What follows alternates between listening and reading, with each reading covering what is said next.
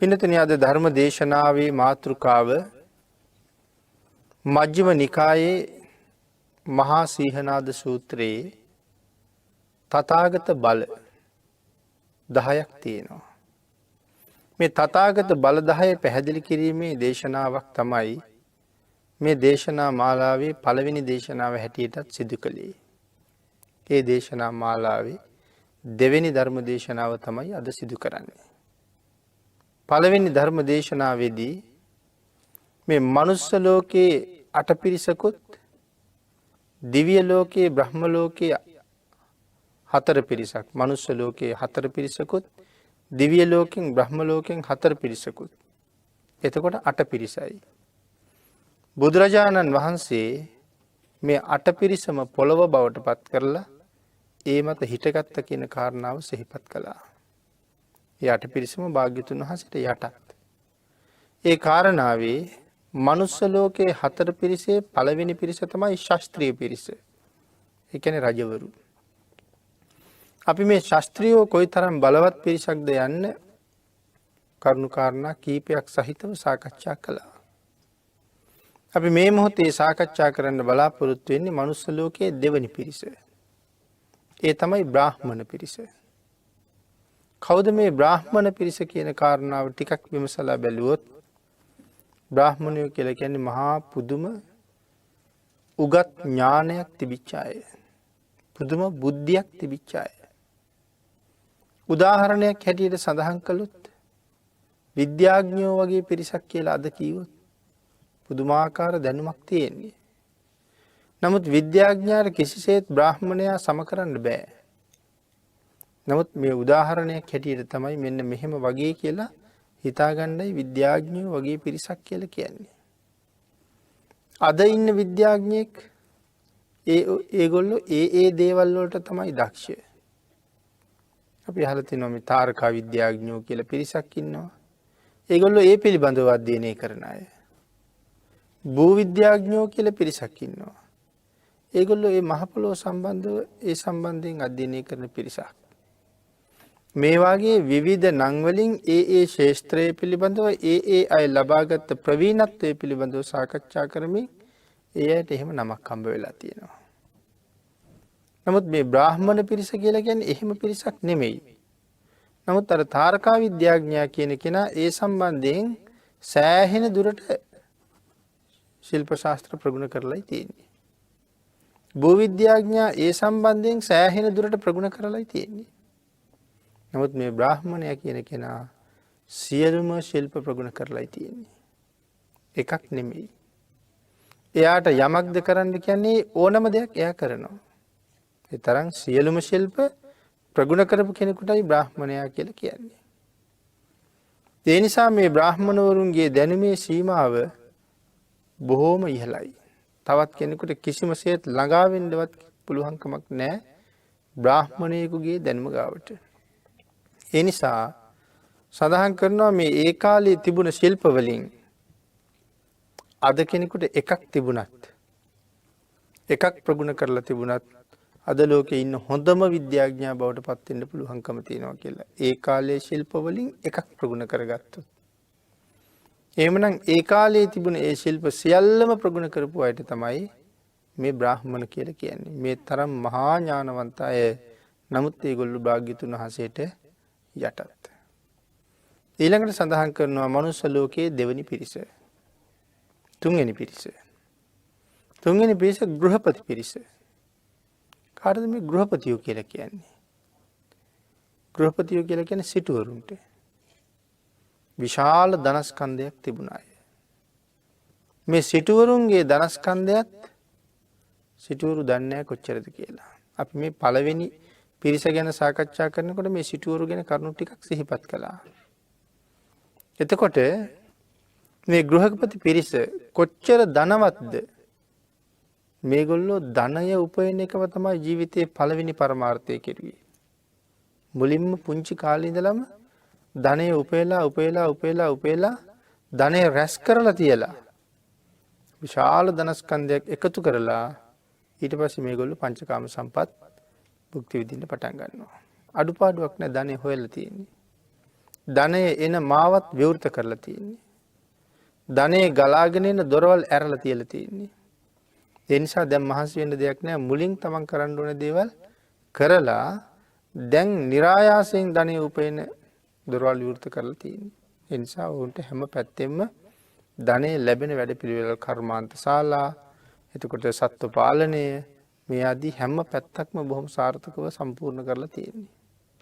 ඒ නිසා සඳහන් කරනවා මේ බ්‍රාහ්මණ පිරිස නිතරම උත්සාහ කළේ ශිල්ප ප්‍රගුණ කරන්නමයි. ඒක තමයි ජීවිතේ එක. ශිල්ප ප්‍රගුණ කරන එක.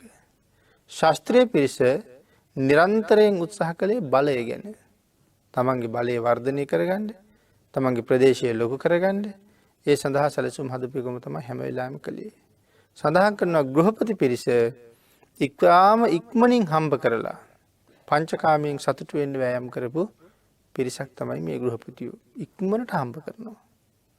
හම්බ කරලා තවත් ආදායෙන් එන මාර්ග හදලා තියලා තමන් පංචකාමී සතුටු වෙවි ඉන්නවා. කොච්චර ධනය තිබුණද තමන්ගේ ධනස්කන්ධය තමන්වත් දන්නේ නැහැ. ඒ නිසා මෙහෙම සඳහන් කරනවා. හොඳට හිතන්න ඕනේ එතකොට කොහොම ධනවත්කමක් තියෙන්නේ නැද්ද කියලා. යම් රජෙක් එක්ක විශාල පිරිසක්, එහෙම නැත්නම් සඳහන් කරනවා රජුරුවොත් එක්ක කෝටි ගානක පිරිස සිටුවරයා මුණ ගැහෙන්න සිටුවරයා ඉන්න ප්‍රදේශයට ගියහම කෝටි ගානකට මාස ගානක් කන්න දෙනවා කියලා.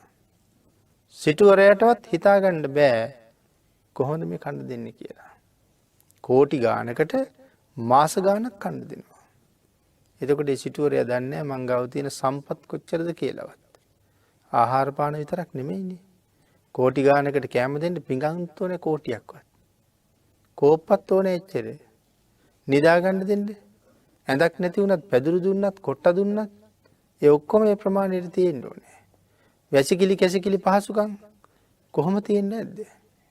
අපිට අද මේ 1000ක් හමාරක් අරගෙන පින්කමකට ගිහිල්ලා ඒ අයගේ ඒ අවශ්‍යතාවයන් මූලික අවශ්‍යතා ටික සම්පූර්ණ කරලා දෙන්නවත් අපිට බෑ. නමුත් මේ කෝටි ගානකට මාස ගානක් කන්න දුන්නා කියහම කොයි තරම් ධනස්කන්ධයක් තියෙන්නේ නැද්ද මේ ගෘහපතියෝ ගාව? සඳහන් කරනවා නමුත් ඒ අය භාග්‍යතුන් වහන්සේට යටත්. සිරිපාදයට පෑගිලා ඉන්න නිසා මේ පිරිස මහ පොළොව කරලා තිබුණා කියලා සඳහන් කරනවා. හතරවෙනි පිරිස තමයි ශ්‍රමණ පිරිස. කවුද මේ ශ්‍රමණ පිරිස කියලා කියන්නේ? විවිධාකාර 이르දි තියෙන විශාල දැනුමක් සහිතව මේ ලෝකේ විශාල බලයක් තියෙන පිරිසක්. විවිධ 이르දි තියෙනවා. බුදුරජාණන් වහන්සේ ලෝකේ පහළ වෙන්න කලිනුත් ශ්‍රමණ පිරිස හිටියා. පුදුමාකාර 이르දි ප්‍රාතිහාර්යයන් තිබුණා. අහසින් යන අය, පොළොව යටින් යන අය, මේ විවිධ අය හිටියා. අපිට ඒකට උදාහරණ ඕන තරම් තියෙනවා. මේ ආලාර කාලාම, උද්දකාරාම පුත්ත, භාර්ගවාදී තවුසෝ. සුද්ධෝදන මහ නරෝත්තමයන්න් වහන්සේට ශිල්ප උගන්වායයි කියන අසිත කාල දේවල තාපසතුමා දවල්ට මනුස්ස ලෝකෙන් කෑම කාලා විවේක කණ්ඩ දිව්‍ය ලෝකෙට යනවා කියලා සඳහන් කරන්නේ. මෙහෙන් කෑම කාලා දෙව්ලොවින් විවේක අරගෙන හැන්දෑව ආපහු මනුස්ස ලෝකෙට එන කෙනෙක්. ඒ තරම් 이르දි දක්වන්න පුළුවන් ශ්‍රමණ පිරිස අතීතයේ හිටියා. ආන් ඒ පිරිස වලට තමයි මේ ශ්‍රමණ පිරිස කියලා හඳුන්වන්නේ. මේ ශ්‍රමණ පිරිස කොයිතරම් 이르දි දක්වන්න පුළුවන්කම තිබුණත්, කොයිතරම් බලය තිබුණත්, කොයිතරම් ශක්තිය තිබුණත් මේ සියලු දෙනාම බුදුරජාණන් වහන්සේට යටත්. එතකොට මනුස්ස ලෝකයේ හතර පිරිස එතනින් ඉවරයි. ඊළඟට දිව්‍ය ලෝකයේ හතර පිරිස. දෙව්ලොව සහ බඹලොව.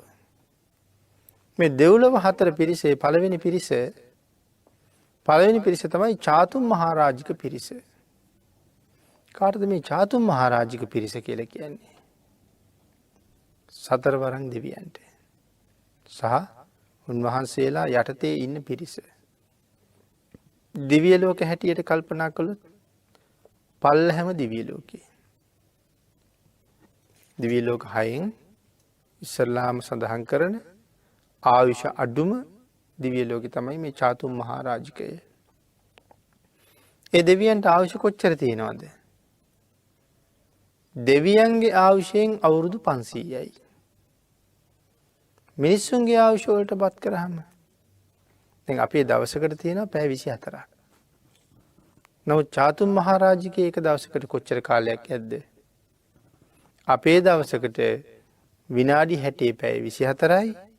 චාතුම් මහරජිකේ එක දවසකට අපේ අවුරුදු 50යි. එක දවසකට අපේ අවුරුදු 50යි. අපේ අවුරුදු 50ක් එහාට එක දවසයි. එතකොට දෙවියන්ගේ ආයුෂ අවුරුදු 500යි. ඒ කියලා කියන්නේ දෙවියන්ගේ ආයුෂ අපේ අවුරුදු 50ක් එක දවසයි. එතකොට එහෙම දවස් 365ක් 60ක් අවුරුද්දයි. අවුරුදු 50 ඒවා 360ක් වෙන්න ඕනේ අවුරුද්දක් වෙන්න. එහෙම අවුරුදු 500ක් වෙනකොට ඒගොල්ලන්ගේ මුළු ආයු කාලය මනුෂ්‍ය වර්ෂ බවට පත් කරාම මනුස්ස වර්ෂ වලින් අවුරුදු 90ක් ආයුෂ තියෙනවා. චාතුම් මහරජික දෙවියන්ට. එතකොට එහි බලවත්ම පිරිස තමයි මේ හතරවරන් දෙවිවරු. චාතුම් මහරජික කියන්නේ ඒකනේ 4 දිනක් රජකම් කරන හින්දා තමයි මේ චාතුම් මහරජිකය වුණේ. කවුද මේ 4 දෙනා? සතරවරන් දෙවියෝ ගැන අපි දන්නවා. අපි ඕන තරම් ඒ නම අහලා තියෙනවා. විරූඩ, විරූපාක්ෂ, වෛශ්‍රවණ, ධෘතරාෂ්ට්‍ර. මේ තමයි ඒ දෙවි රජවරු 4 දෙනා. මේ 4 දෙනාම සෝවාන් වෙච්ච අය. අපායෙන් නිදහස්. නිරේට යන්නේ කවදාවත්. එතකොට මේ එක්කෙනෙක් යටතේ කොච්චර පිරිසක් පාලනය වෙනවද මේ එක රජෙක් යටතේ? මේ රජෙක් යටතේ පාලනය වෙන පිරිස සඳහන් කරනවා කෝටි ලක්ෂයක් කියලා. නිකන් හිතලා බලන්න. ඉලක්කමේ මාත්‍රයට හිතන්න එපා. එක රජෙක් යටතේ පාලනය වෙන යටත් වැසියෝ පිරිස කෝටියේ ඒවා ලක්ෂයක්. කෝටි ලක්ෂයක සේනාවක් මේක රජෙක් යටතේ පාලනය වෙනවා. එතකොට 4 දෙනාම යටතේ වෙච්චාම කෝටි ලක්ෂ 4ක්. මේ රජවරු 4 දෙනා යටතේ පාලනය වෙන පිරිස. මේ 4 දෙනාම සෝවාන් වෙලා සතර අපායන් නිදහස් අය. ඊටාම ඉහළ බලයක් තියෙන අය. මේ සතරවරන් දෙවියන්ගෙන් එක්කෙනෙකුට තියෙන බලය මෙච්චරයි කියලා අපිට මුළු ජීවිත කාලයවත් හිතලා ඉවර කරන්න බෑ. තරම්ම ඉහළ බලයක් තියෙන්නේ. දැනුම, ධර්ම දැනුම, අවබෝධය අපේ පින්නතුන්ට මතකයි පිරිත් පොතේ තියෙනවා ආටානාටිය කියලා සූත්‍රයක්. අන්තිම හරිය කවුද ආටානාටිය දේශනා කෙරුවේ? බුදුරජාණන් වහන්සේද? ආටානාටිය සූත්‍රයේ දේශනා කරන්නේ මේ වෛශ්‍රවණ කියන දිව්‍ය රාජයා. වෙසමුනි යක්ෂයන්ට අධිපතියා. අපේ බුදුරජාණන් වහන්සේ ගිජ්ජකූට පර්වතයේ වැඩ ඉන්න කාලේ දඹදිව වන්දනාවේ ගියා නම් අපිට පෙන්නනවා අතන තමයි ආටානාටිය දේශනා කළේ කියලා. භාග්‍යතුන් වහන්සේ මේ පර්වතයේ වැඩ ඉන්නකොට මේ වෛශ්‍රවණ දිව්‍ය රාජයා මධ්‍යම රාත්‍රියේ බුදුරජාණන් වහන්සේ ළඟට එනවා.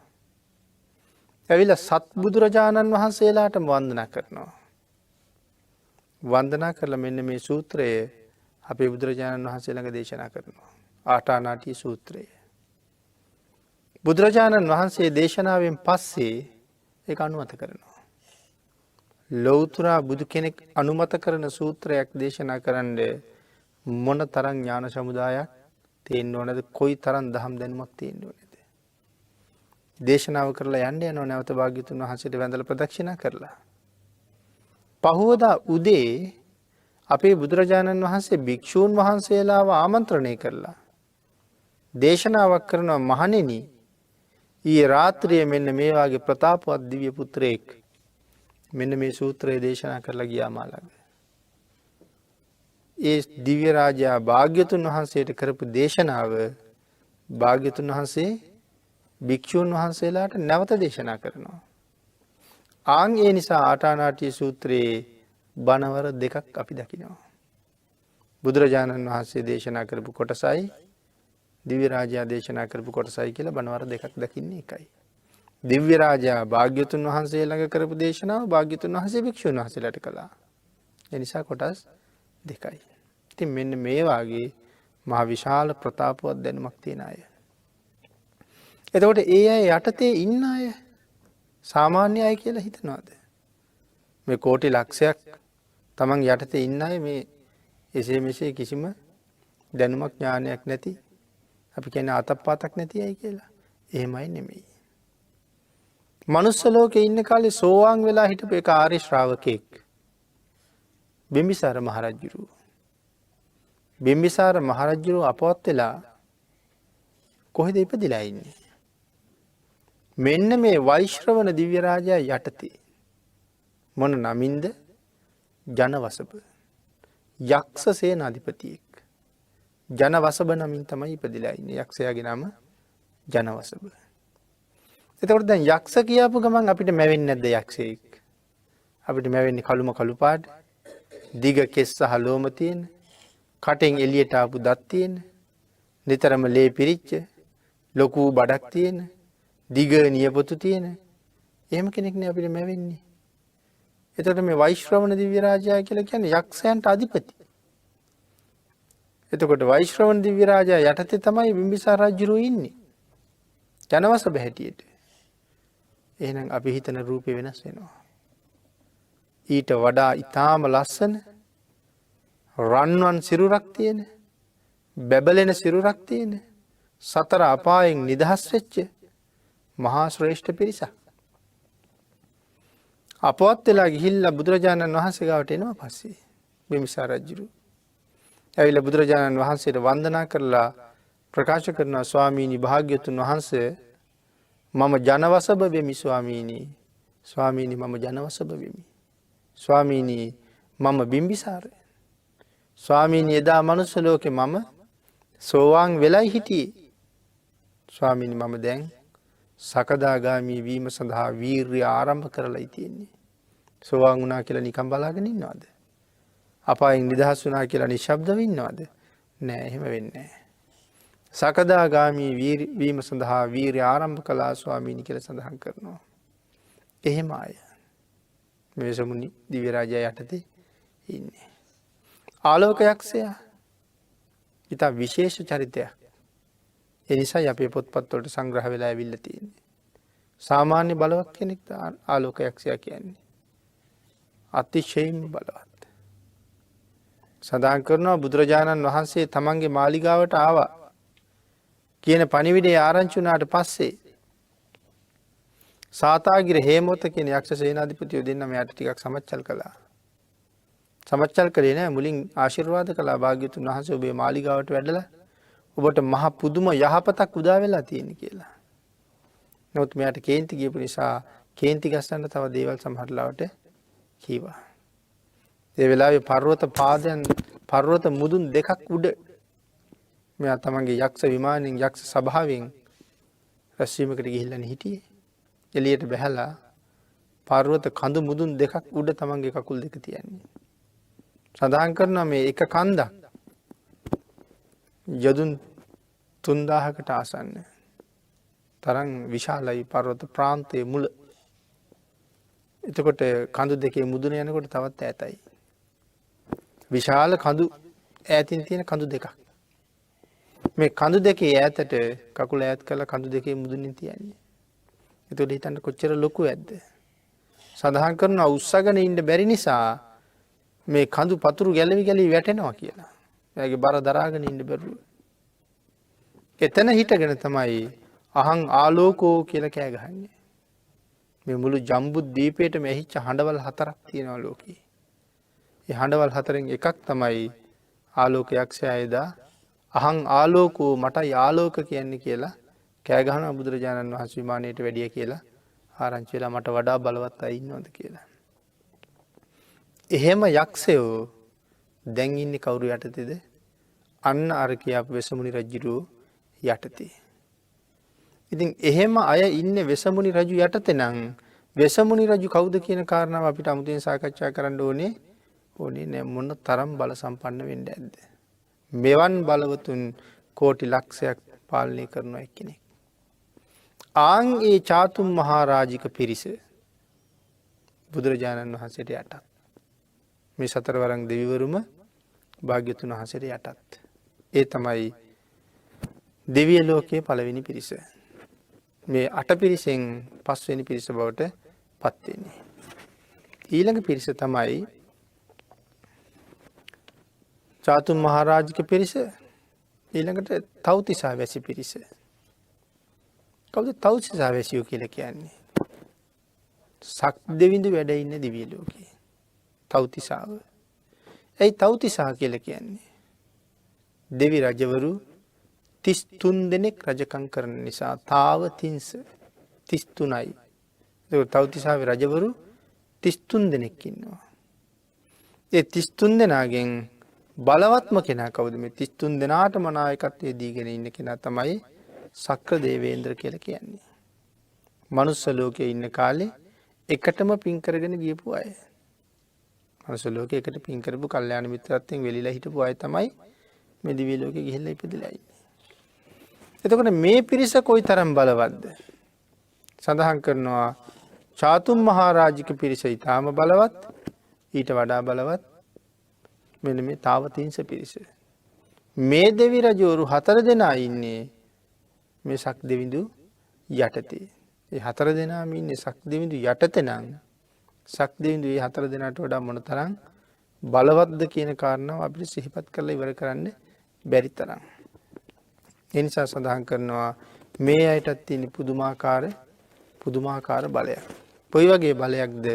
ඒ නිසා සඳහන් කරනවා තව්තිසා වැසි පිරිස ගොඩාක් පින් කරලා ඉන්න පිරිසක් කියලා.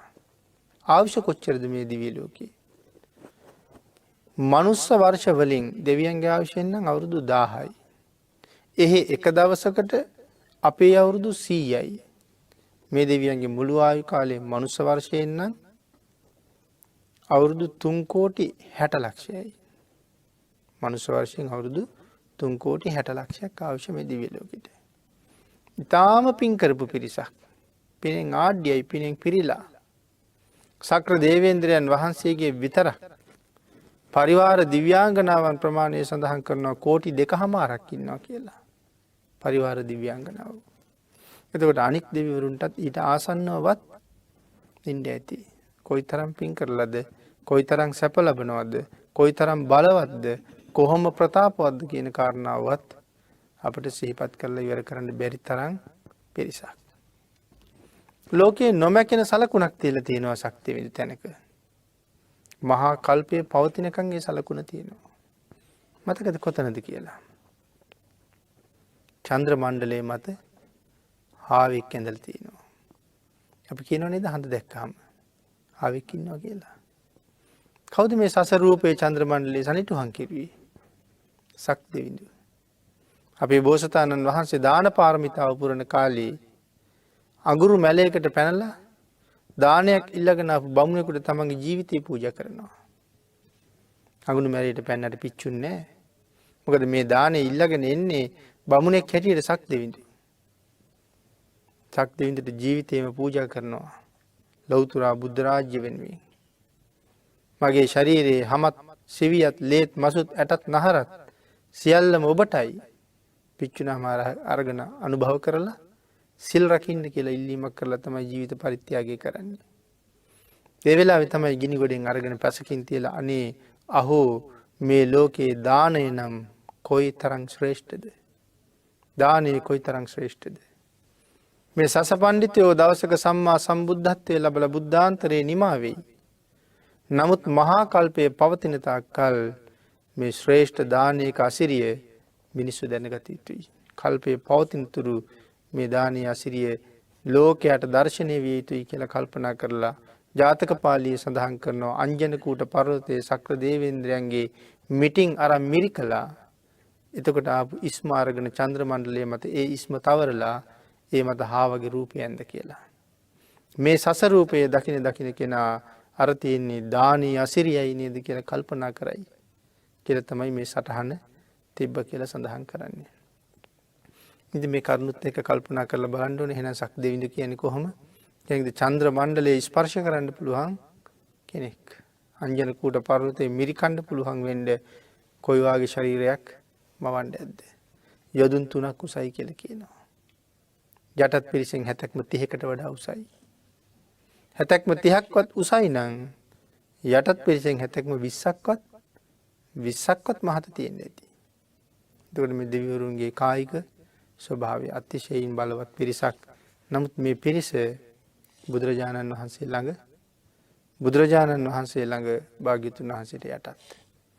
ඊළඟ පිරිස තමයි පින්නතුනි මේ මාර පිරිස. කාටද මේ මාර පිරිස කියලා කියන්නේ? පරනිම්මිත වසවර්තියේ ඉන්න පිරිස. අපි කියන්නේ දිව්‍ය ලෝක 6 6වෙනි එක පරනිම්මිත වසවර්තිය. මේ පරනිම්මිත වසවර්තියේ තමයි මාර පිරිස. මේ සියලුම දෙවියන්ට වඩා උසස් බලයක් තියෙන පිරිසක්. ආයුෂ කොච්චරද? අවුරුදු 921 කෝටි 60 ලක්ෂයයි. මේ දිව්‍ය ලෝකයේ ආයු ප්‍රමාණය. අපේ අවුරුදු 1600ක් විතර වුණ ඒගොල්ලන්ගේ එක දවසක් සම්පූර්ණ කරන්න. ඒ වගේ මහා බලයක් තියෙන පිරිසක් මාර පිරිස.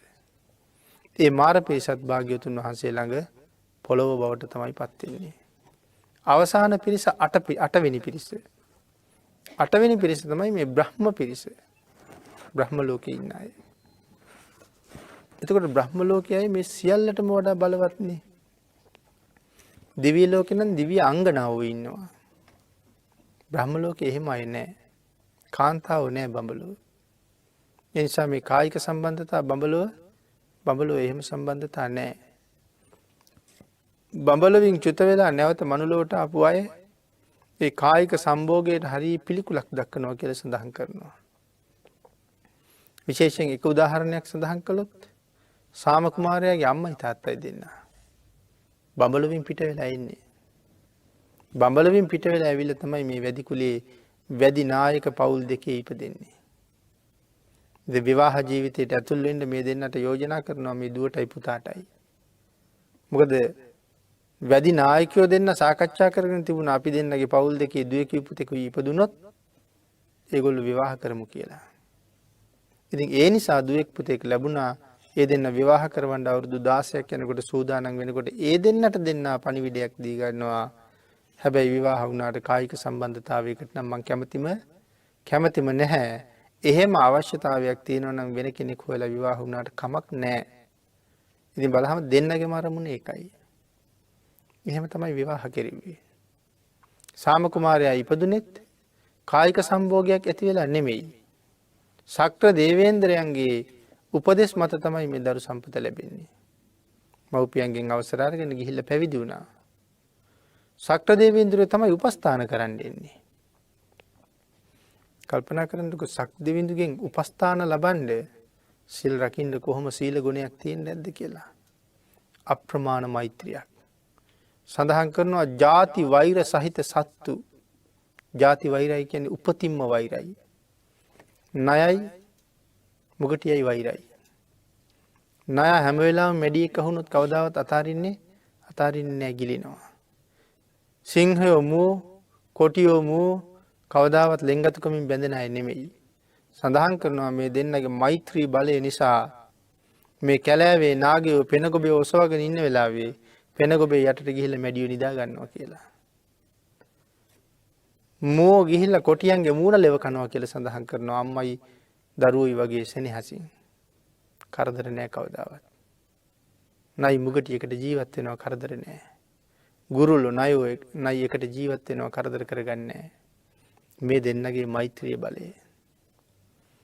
නමුත් සක් දෙවිඳු එක දවසක් උපස්ථානයට ඇවිල්ලා බලනවා මේ දෙන්නගේ අනාගත ජීවිතය කොහොම වෙයිද? මේ දෙන්න වයසට යනවනේ. එතකොට මොකක් වෙයිද? එහෙම බලනකොට තමයි දැක්කේ නුදුරු දවසක ඇස් දෙක මාන්ද වෙනවා. අනාගතයේ දවසක ඇස් දෙක මාන්ද වෙනවා. එහෙම වුණොත් නම් සලකන්න කෙනෙක් ඕනෙමයි. ඒ වෙලාවේ තමයි තාපසතුමා ළඟට ගිහිල්ලා සඳහන් කළේ ස්වාමීනි දරුවෙකුගේ අවශ්‍යතාවය නම් හොඳටම තියෙනවා. ඒ වෙලාවේ සඳහන් කරනවා ශක්‍ර දේවේන්ද්‍රයන්ණනි ගිහි කටයුතු ගිහි ගෙදර ඉඳලා කරන්න තිබිච්ච කටයුත්ත ගිහි ගෙදරදී සිද්ධ නුණා නම් ඔබ හිතනවාද පැවිදි වුණාට පස්සේ වන් දෙයක් වෙයි කියලා? ඊට පස්සේ කාරණාව පැහැදිලි කරනවා. පැහැදිලි කරලා සඳහන් කරනවා කායික සම්භෝගයක් ඇති කරගන්න කැමති නැත්නම් තරම්ම පිළිකුලක් ඒ සඳහා දක්වනවා නම් පාරිකා දේවිය මල්වර වෙච්ච දවසට ඇගේ නාභිය පිරිමදින්න කියලා. ඒ කාරණාව පාරිකා දේවියට සඳහන් කරලා නාභිය පිරිමදින් කර තමයි නැවතත් බඹලොවින් චුත වෙච්ච බ්‍රහ්ම රාජයෙක් ඇවිල්ලා පාරිකා දේවියගේ කුසේ පිළිසිඳ ගන්න. ඒ තමයි සාම කුමාරයා. ඉතින් බඹලොව මෙන්න මේ වාගේ ස්ත්‍රී පුරුෂ සම්බන්ධයක් නැති නිසා බඹලොවින් චුත වෙලා ඇවිල්ලා ඉපදුනාට පස්සේ ඒගොල්ලෝ ඒකට වැඩි උනන්දුවක් දක්වන්නේ ප්‍රිය භාවයක් දක්වන්නේ නැහැ. ඉතින් එහෙම බොහොම ඉහළ සීලයක් ගුණයක් වර්ධනය කරගෙන ඉන්න අය තමයි එහෙ උපදින්නේ මනුස්ස ලෝකේ ධ්‍යාන ලබා ගත්ත අය. බඹලෝ යන්න බොහෝ වෙලාවට කටයුතු සකස් කරගන්නේ ධ්‍යාන ලබාගෙන ධ්‍යානයන්ගෙන් නොපිරිහි ඉන්න ඕනේ. බ්‍රහ්ම ලෝකූපගෝ හෝති. මෛත්‍රී භාවනාවේ ආනිසංස 11ක් සඳහන් කරනකොට අන්තිම ආනිසංසය තමයි ධ්‍යානයෙන් පිරිහුන් නැත්තම් මරණයත් සමගම ගිහිල්ලා බඹලෝ උපදිනවා කියලා. ඉතින් මේ අට පිරිසේ දිව්‍ය ලෝක බ්‍රහ්ම ලෝක පිරිසේ හතරවෙනි පිරිස තමයි මේ බ්‍රහ්ම පිරිස. තාම බලවත් පිරිසක්. බ්‍රහ්ම ලෝක කීයක් තියෙනවද? ආයුෂ සඳහන් කරන්න බෑ, කල්ප ගණන් වලින් සඳහන් කරන්න ඕනේ. දිව්‍යයන්ගේ ආයුෂ නම් කෝටි ගණන් වලින් කීවා. බ්‍රහ්මයන්ගේ ආයුෂ කල්ප ගණන් වලින් කියන්න ඕනේ. ලෞතර බුදුරු 7 දිනක් දැකපු බ්‍රහ්ම රාජ්‍යත් ඔය බ්‍රහ්ම ලෝකවල තාමත් වැඩ ඉන්නවා. බුද්ධාන්තර 7ක් වැඩ ඉන්නවා කියහම කොයි තරම් දීර්ඝද ආයුෂය. එහෙමනම් මෙන්න මේ බ්‍රහ්ම පිරිස සඳහන් කරනවා බ්‍රහ්ම ලෝක 16යි. රූප සහිත බ්‍රහ්ම ලෝක 16යි. රූප තියෙනවා. මේකේ ප්‍රථම ධානය තලයේ පල්හැම තියෙන බඹතල 3ක් තියෙනවා. එයින් එකක තමයි මේ මහා බ්‍රහ්මය කියන එකේ තමයි මහා බ්‍රහ්ම කියන කෙනා වැඩ ඉන්නේ. මහා බ්‍රහ්මයි. මහා බ්‍රහ්ම කියන කෙනාගේ තියෙන ශක්තිය පැහැදිලි කරනවා මෙහෙම. සක්වලවල් 1000ක උපදින මැරෙන සත්වයෝ දකින්න පුළුවන් කියලා. සක්වලවල් 1000ක උපදින මැරෙන සත්වයෝ දකින්න චුතුපපාත ඥානයක්. නැත්නම් පෙර විසු කඳ පිළිවෙල දක්නා නුවණ. උපදින මැරෙන සත්වයෝ දකින්න පුළුවන් සක්වලවල් 1000ක ඉන්නේ. ඉතින් මොනතරම් බලවත්ද කියලා. එතකොට ඒකේ මනුස්ස ලෝකේ ඉපදෙන මැරෙන අය දකින්න. ඒක මේ සක්වලමනේ. මේ සක්වලෙන් බැහැර තව 1000ක් දකින්න. ඊළඟට සඳහන් කරනවා මේ සක්වලම එළිය කරන්න එක ඉරක් ඕනේ. මේ සක්වලම එළිය කරන්න එක ඉරක් පායන්න ඕනේ. සක්වලවල් 1000ක් ආලෝක කරන්න එහෙනම් ඉරවල් 1000ක් පායන්න ඕනේ. සඳහන් කරනවා මෙයාගේ එක් සුලංගිල්ලෙන් මෙයාගේ සුලංගිල්ලෙන් පුළුවන් සක්වලවල් 1000ක් ආලෝකමත් කරන්න කියලා. එතකොට සුලංගිල්ලෙන් ඊතරම් ආලෝකයක් විහිදෙනවා නම් ශරීරයෙන් කොහොම ආලෝකය විහිදෙයිද? මේ ඊටාම පල්ලහැ පන්ති පල්ලහැ බ්‍රහ්ම ලෝකයක ඉන්න කෙනෙක්. මහා බ්‍රහ්ම මෙහෙවනම් උන්වහන්සේට ඉහළින් වැඩ ඉන්න බ්‍රහ්ම ලෝකවල ඉන්න අයගේ බලය කොහොම වෙන්නේ ඇද්ද? මේ අටපිරිස භාග්‍යවතුන් වහන්සේ පොළව බවට පත් කරලායි තියෙන්නේ. මේ අටපිරිස පොළව කරලා ඒ උඩ බුදුරජාණන් වහන්සේ හිටගෙන ඉන්නේ. ඒ නිසා සඳහන් කරලා තියෙන්නේ ආසබං ඨානං ඥානං කියලා සඳහන් කළේ ඒ නිසා. ආසබං ඨානං ඥානං. මේ පිරිසට වඩා භාග්‍යවතුන් වහන්සේ ශ්‍රේෂ්ඨයි. ශ්‍රේෂ්ඨ ස්ථානය ලබන්නට බල 10ක් තියෙනවා. මෙන්න මේ පිරිස ඉක්මෝල ගියපු ශ්‍රේෂ්ඨ ස්ථානය ලබන්න නම් බල 10ක් තියෙන්න ඕනේ. එහෙම කෙනෙකුට විතරයි මේ අට පිරිස ඉක්මෝල යන්න පුළුවන්කම තියෙන්නේ. එතකොට මොකද්ද මේ බල 10? ඒ නිසා සඳහන් කරනවා කතමානි දස මොනවද මේ දස බල කියලා කියන්නේ? ලෞතර බුදුරජාණන් වහන්සේට විතරයි මේ බල 10 තියෙන. මේ ලෝකෙ වෙන කිසිම කෙනෙකුට මේ බල පිහිටන්නේ නැති බව අපි සඳහන් කළා. සමාන බල පිහිටයි තවත් ලෞතර බුදු කෙනෙකුට විතරයි. සමානයක් ඉන්නවා. ඊට වඩා වැඩි කෙනෙක්වත් තවත් ලෞතර බුදු කෙනෙක් හැර තව කෙනෙකුට ලං වෙන්නවත් හිතන්නවත් බෑ මේ බල 10ට. ඒ නිසා භාග්‍යවතුන් වහන්සේ පැහැදිලි කරනවා සරියුත් මහ රහතන් වහන්සේට ඉද සාරිපුත්ත තථාගතෝ ඨානංච ඨානතෝ අට්ඨානංච අට්ඨානතෝ යථා භූතං පජානාති. යථා භූතං ඇති වෙන දේවල් වල ඇතිවීමටත් ඇති නොවන දේවල් වල ඇති නොවීමටත් ඇත්ත ඇති හැටියටම තියෙන හේතුව ඒකට කියනවා යථාභූතය කියලා. ඇති වෙන දේවල් වල ඇතිවීමටත් ඇති නොවන දේවල් වල හේතුවක්. ඇති නොවෙන්නේ ඇයි? ඒ දේවල් ඇති නොවීමේ හේතුවත්. ඇත්ත ඇති හැටියටම පවතින විදිහටමයි අය අඩුත් නෑ වැඩිත් නෑ. ඇත්ත ඇති හැටියටම තියෙන හේතුව යථා භූතය කියන කාරණාව බුදුරජාණන් වහන්සේ දන්නවා. සැබෑම තත්ත්වය. ඒක මේ ලෝකේ භාග්‍යතුන් වහන්සේ හැර වෙන කාටවත් නම් දකින්න දැනගන්න බෑ. මොකක්ද ඒ කියන්නේ කොහොම දේවල්ද? සඳහන් කරනවා සෝවාන් වහන්සේ නමක් කවදාවත්ම තමන්ගේ අම්මා මරන්නේ නැහැ. යම් කෙනෙක් සෝවාන් තත්ත්වයට આવොත් ඔහොම නෙමෙයි කොහොමවත් තමන්ගේ අම්මා මරණයටපත් කරන්නේ නැහැ.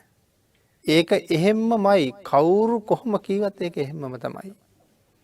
නෑ ඒක එහෙම නෙමෙයි සෝවාන් වහන්සේ අතින් අම්මා මැරෙන්න තියෙන ඉඩකඩ බොහොමයි කියන කාරණාව කියන්නේ මේ ලෝක ධාතුවේ මේ අට පිරිසෙන් කිසිම කෙනෙකුට බෑ. තව ලෞතර බුදුරජාණන් වහන්සේ නමක්වත් ඒක කියන්නේ නැහැ. එහෙනම් බුදුරජාණන් වහන්සේ විතරයි ඒක දන්නේ. මේ අට පිරිසෙන් කාටවත් බෑ කියලා. කියන්න බෑ භාග්‍යතුන් වහන්සේ විතරයි කියන්නේ. ආර්ය උපවාද කරපු කෙනෙක් සමාව නොගෙන කවදාවත්ම මාර්ගඵලයක් ලබන්නේ නැහැ. ආර්ය උපවාද කරනවා කියලා කියන්නේ ආර්යයන් වහන්සේලාට දොස් පවරනවා. ආර්යෝ කියලා කියන්නේ සෝවාන් මාර්ගයේ ඉඳලා ඉහළට ආර්ය වූ අය. උන්වහන්සේලාට යම් කෙනෙක් වරදක් කරලා තියෙනවා නම් දොස් කියලා තියෙනවා නම් මේ භවයේ විතරක් නෙවෙයි පෙර භවයකුණ සමාව ගන්න සිද්ධ වෙනවා. මේ ජීවිතෙන් මොන තරම් සිල් රැක්කත් අහස මහ පොළොව කම්පා කරන තරම් සීලයක් ආරක්ෂා කෙරුවත් ආර්යයන් වහන්සේ නමකට උපවාදයක් කරලා චෝදනාවක් කරලා බැනලා නිග්‍රහ කරලා සමාව අරගෙන නැත්තම් සමාව ගන්නාතුරු මාර්ගඵලයක් නම් ලැබෙන්නෙම නැහැ කියලා දේශනා කරනවා. නෑ එහෙම නෙමෙයි මම ලබනවා මම සමාව ගන්න නැහැ කියලා කිසි කෙනෙකුට පිළිටන්න බෑ. බැරි බව භාග්‍යතුන් වහන්සේ දේශනා කළා කියලා කියන්නේ ඒක වෙනස් වෙන්නෙම නෑ. ඒකයි භාවනා කරන්න ගියාම අපි මේ සියලු දෙනාගේම සමාව ඉල්ලන්නේ. දැන නොදැන ආත්ම ගණනකට කලින් සිද්ධ වුණා නම් යම් වරදක් ඒ සියලුම වැරදි වලට සමාව දෙන්න කියලා සමාව ඉල්ලලා භාවනාවට වාඩි වෙන්නේ මෙන්න මේ කාරණාව හින්දා. ඊළඟට සඳහන් කරනවා වෙන දේවල් වීමටත් නොවන දේවල් නොවීමටත් ඇති හේතුව ඇති හැටියටම දකින නිසා භාග්‍යතුන් වහන්සේ මේ සියලු දෙනාටම වඩා ශ්‍රේෂ්ඨයි. ඊළඟට සඳහන් කරනවා මේක විශේෂ තථාගත බලයක්. මේ වෙන දේවල් වීමටත් නොවන දේවල් නොවීමටත් හේතුව දකින්න එක අති සුවිශේෂී වූ තථාගත බලයක්. අන්න ඒ නිසා මේක වෙන්නේ නැහැ කියලා දේශනා කළොත් කිසිසේත් මේක වෙන කෙනෙකුට නවත්තන්න වෙනස් කරන්න බැරි බව සඳහන් කරනවා. මේක වෙන්නේ නැහැ කියලා කිව්වොත් වෙන්නෙම නැහැ. පරතරට උගත් බමුණන්ට විතරක් නෙමෙයි සඳහන් කරනවා රජුන්ටවත් මහා බලවත් 이르දිමත් බ්‍රහ්මයෙකුටවත් ඒ බුද්ධ වචනේ වෙනස් කරන්න බෑ කියලා. අර තරම් බලයේ තියෙන ශාස්ත්‍රීයකට රජෙකුට දිව්‍ය ලෝකවල කිසිම කෙනෙකුට බ්‍රහ්ම ලෝකවල කිසිම කෙනෙකුට භාග්‍යතුන් වහන්සේගේ දේශනාවෙන් එක අල්ප මාත්‍රයක් යටත් පිරිසෙන් ඇලපිල්ලක් ඉස්පිල්ලක් කොම්බුවක්වත් වෙනස් කරන්න බෑ.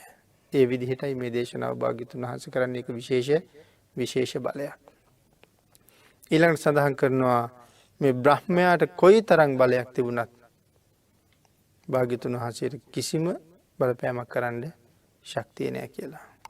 මේ ආදි වශයෙන් බුදුරජාණන් වහන්සේ මේ දැන අවබෝධ කරගත යුතු දේවල් අපූර්වට මනාව දැනගත්ත නිසා භාග්‍යතුන් වහන්සේ පළවෙනි බලයේ යථා භූතේ ඇත්ත ඇති හැටියෙන්ම දකින්න පුළුවන් පුදුමාකාර හැකියාවක් භාග්‍යතුන් වහන්සේ සතුව තිබුණා.